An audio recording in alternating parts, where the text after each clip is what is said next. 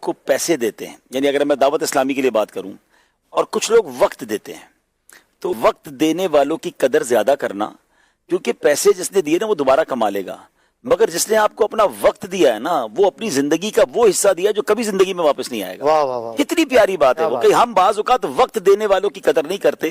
اس میں as a مبلغ، as a Madani channel کے جو ہمارے اسپیکرز ہیں، علماء کرام اگر مجھے سن رہے ہیں کہ آپ کو اگر کچھ لوگ سننے آتے ہیں تو انہوں نے اپنی لائف کا کوئی پارٹ آپ کو دیا ہے جو دوبارہ ان کو نہیں ملے گا۔ اب آپ کی ذمہ داری کہ اس پارٹ آف دا لائف میں آپ انہیں کیا دے رہے ہیں، آپ کی تیاری کتنی اچھی ہے، آپ ان کو کیا جی سمجھے اس کے بدلے کیا دے رہے ہیں۔ کسی آپ ہائیلی پروفیشنل سے اگر اس کو کہنا کہ 1 گھنٹے کی اسپیچ کے لیے آپ آ جائیں یا 2 گھنٹے کی ورک شاپ لیں، تو وہ آپ کو 1 گھنٹے یا 2 گھنٹے کے چارج کرے گا کہ میرے اس 1 گھنٹے کی فیس اتنی ہے، میرے 2 گھنٹے کی لیکچر کی فیس اتنی ہے۔ بالکل اسی طرح دنیا میں بہت ساری جابز ہوئے ہیں جو پر آور جاب ہیں کہ 1 گھنٹے کے اتنے ڈالر، 1 گھنٹے کے اتنے پاؤنڈ۔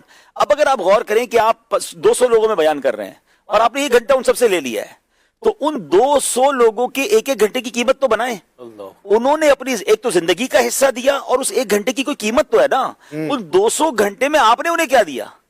یہ ایک ایز اے مبلغ کی بھی ذمہ داری ہے۔ اور اگر اس کو اپوزٹ لے جائیں کہ کوئی ایسا بندہ ہے جو 200 بندوں کے 200 گھنٹے ضائع کر رہا ہے، گناہوں میں لگا رہا ہے، انہیں حرام کام میں لگا رہا ہے، ہزاروں کا کانسرٹ کر رہا ہے اور ہزاروں لوگوں کے ہزاروں گھنٹے لے کر سب کے گھنٹے برباد کر رہا ہے، اس غلط کام کرنے والے کو عذاب کیا ہونا ہے۔ اور سب لوگوں نے جو اپنا وقت ضائع کیا، تو ہمیں یہ بات سمجھنی ہے کہ میرے پاس اللہ نے جو وقت دیا ہے وہ پھر کبھی نہیں آنا۔ دنیا میں ایک اور ٹرمینالوجی ہے می ٹائم۔ میرے پاس سب کے لیے ٹائم ہے، می ٹائم کہاں ہے؟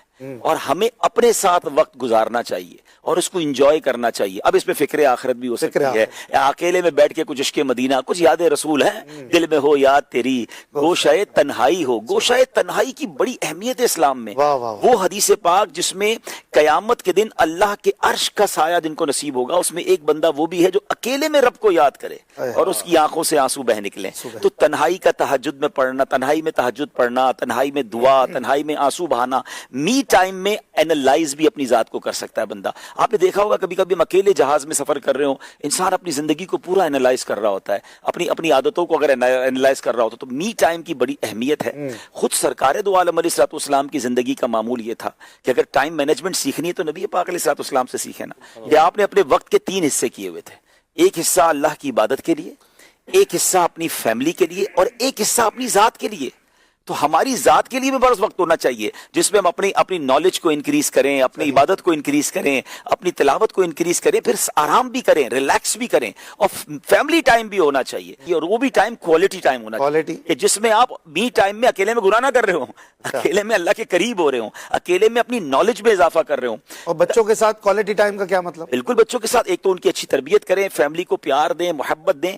سب سے بہترین صدقہ وہ کہا گیا جو بندہ اپنی بیوی بچوں پر خرچ کرتا ہے، اور پھر ان کے ساتھ وہ وقت گزاریں جو ان کی آخرت کو بہتر بنانے والا ہو، ان کے اندر اچھی عادتیں ڈیولپ کرنے والا ہو۔ اچھی عادتیں خود کرتے ہیں، بچوں کو نہیں سکھا رہے ہوتے، ہمارے جانے کے بعد وہ عادتیں کیری آن نہیں ہوں گی۔ آپ سخاوت کر رہے ہیں، بچوں کے ہاتھ سے سخاوت کروائیں۔ آپ اگر اپنے ماں باپ کی کسی نیکی کو کیری کر رہے ہیں، بچوں کو وہ نیکی ہاتھ سے کروائیں۔ تو ان کے ساتھ کوالٹی ٹائم بتائیں، ان کی اخلاقیات درست کریں، پھر اس کا پھل آپ دیکھیں گے بڑھاپے میں انشاءاللہ۔